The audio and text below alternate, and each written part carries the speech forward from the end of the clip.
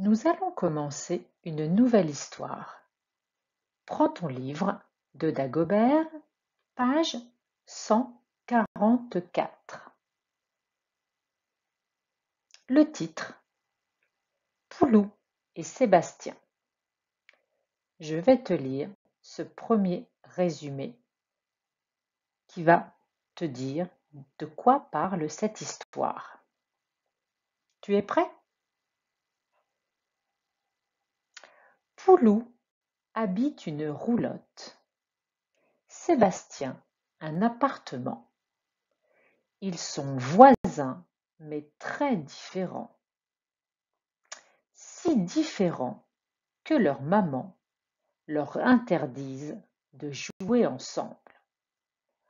Un jour, après le pique-nique de l'école, l'orage les oblige à se réfugier dans la même cabane. Je t'ai expliqué ce que veulent dire les mots par des petites flèches. Une roulotte, c'était comme les anciennes caravanes. Les gens du voyage vivaient souvent dans des roulottes. Une cabane, tu vois sur l'image ce que c'est. Se réfugier, ça veut dire se mettre à l'abri. Tu as compris dans cette histoire que cela parle de deux garçons, Poulou et Sébastien, que leurs mamans ne veulent pas qu'ils jouent ensemble parce qu'ils sont différents. Mais un jour, ils vont faire un pique-nique avec l'école et ils vont se réfugier dans une même cabane. Après, c'est toi qui liras l'histoire tout seul.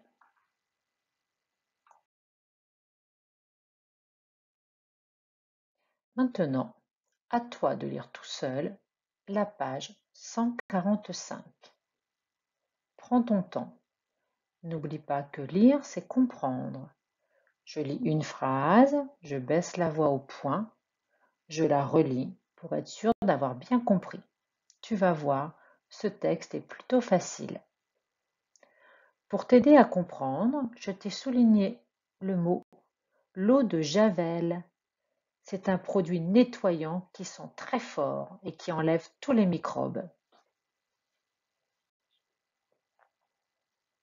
Quand tu auras relu ce texte, je te propose ces exercices. Tu peux recopier, bien sûr, sur une feuille. Remets tous les mots dans le tableau. Est-ce que ces mots parlent de la roulotte ou de l'appartement?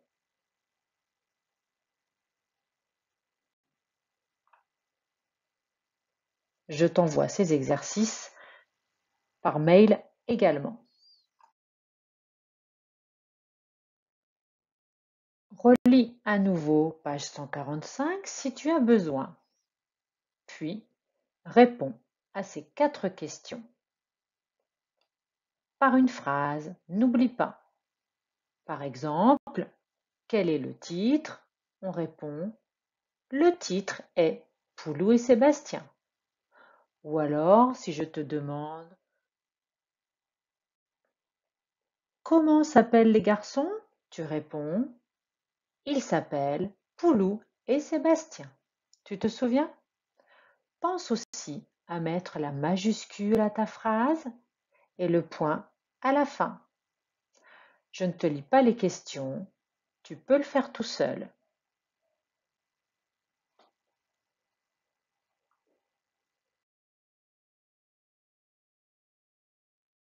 Dernier exercice après ta lecture de la page 145.